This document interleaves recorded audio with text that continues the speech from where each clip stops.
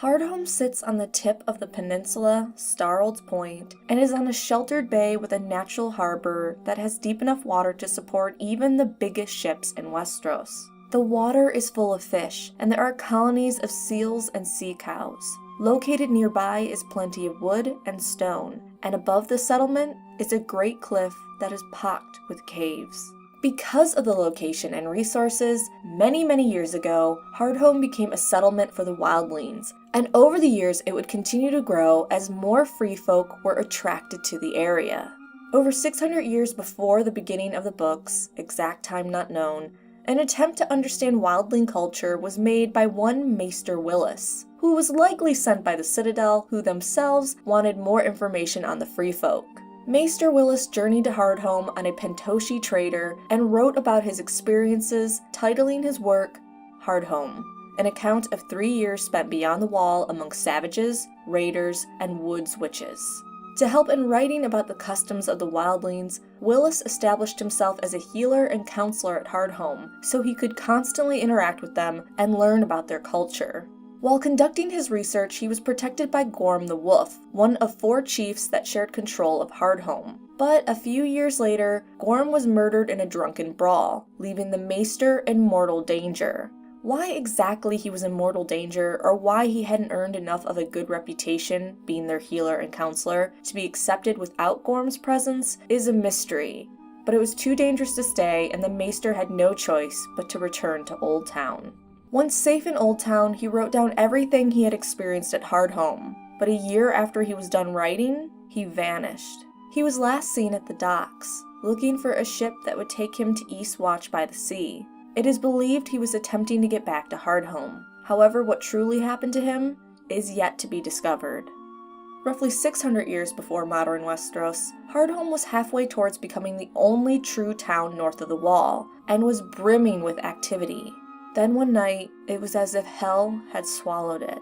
Overnight, the site became a place of death, and afterwards, it was considered forever cursed. There are many tales about what happened to Hardhome that night. Some say the people of Hardhome were carried off by slavers from across the Narrow Sea and forced into slavery. Others that the wildlings at Hardhome were slaughtered for meat by the cannibals from Skagos. Whatever version of the tale is true, it ended with their homes and halls being consumed by fire so great, watchers on the wall far to the south had thought the sun was rising in the north.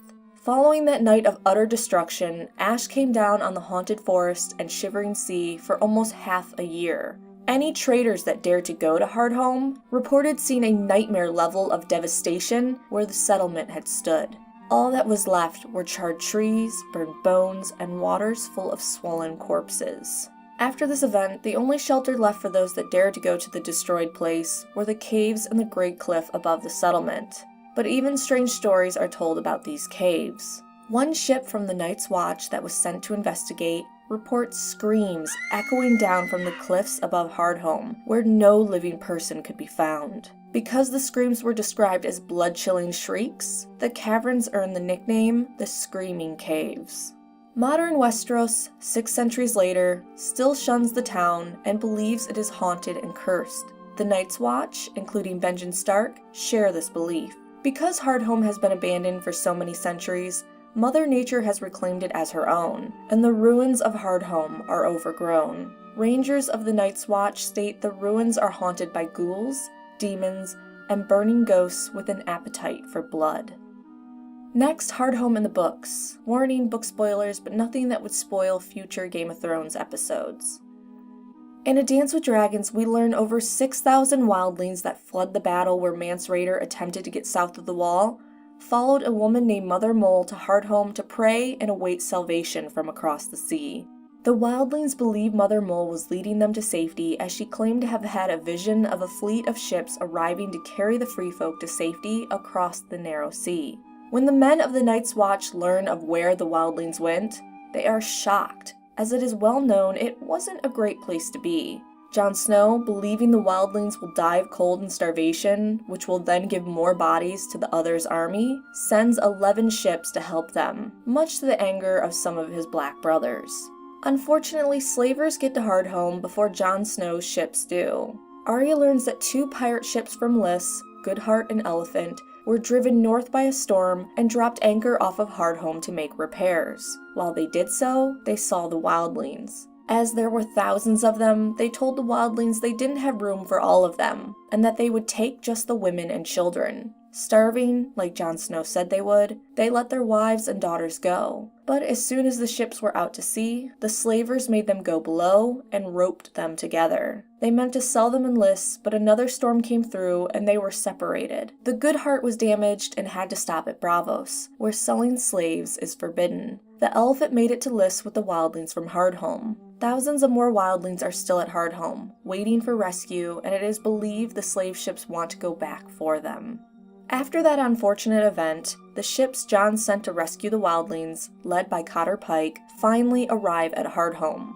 After his arrival, Pike has a letter written and sent to Jon. It says, "At Hardhome, with 6 ships, wild seas, Blackbird lost with all hands, 2 Lyseni ships driven aground on Skane, Talon taking water. Very bad here, wildlings eating their own dead things in the woods. Bravosi captains will only take women, children on their ships. Witch woman calls us slavers. Attempt to take Stormcrow defeated. 6 crew dead, many wildlings. 8 ravens left. Dead things in the water. Send help by land. Seas racked by storms." After receiving this disturbing letter, Jon seeks to lead a ranging to Hardhome, even though Melisandre sees a vision showing the wildlings at Hardhome are doomed. In this vision, she sees snowflakes swirling from a dark sky, and ashes rising to meet them, gray and white whirling around each other as flaming arrows arced above a wooden wall, and dead things shambled silent through the cold. Beneath a gray cliff where fires burned inside 100 caves. Then the wind rose, and the white mist came sweeping in, impossibly cold, and one by one the fires went out. Afterwards, only the skulls remained. She tells this to Jon Snow, informing him that she has seen in her fire that all the ships are lost, and not a single man shall return. Despite the warning, Jon still plans to send men to Hardhome. However, plans change, and Jon, meaning to go south of the Wall to deal with the Boltons, instead puts Tormund in charge of the mission to Hardhome. Before Jon can leave the Wall, For the Watch happens, and he is stabbed repeatedly by his own men. It's to be seen whether Tormund will get to Hardhome. There's some interesting thoughts on what happened to Hardhome 600 years ago, and what happened to it during the books. In a follow-up video, I want to discuss Hardhome 600 years ago and why it may have been destroyed, Patchface's seemingly prophetic words, and the future of Hardhome and a possible White Army. Thank you for watching. Thumbs up helps the channel, or hurts it if you think I'm just the worst person ever, which I might be. New Game of Thrones, A Song of Ice and Fire videos weekly. Subscribe for more Ice and Fire content, and have a fabulous day and week.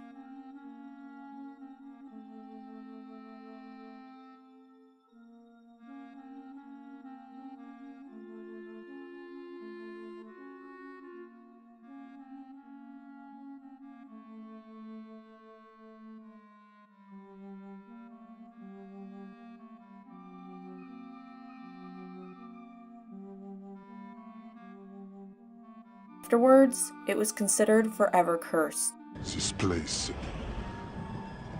is cursed.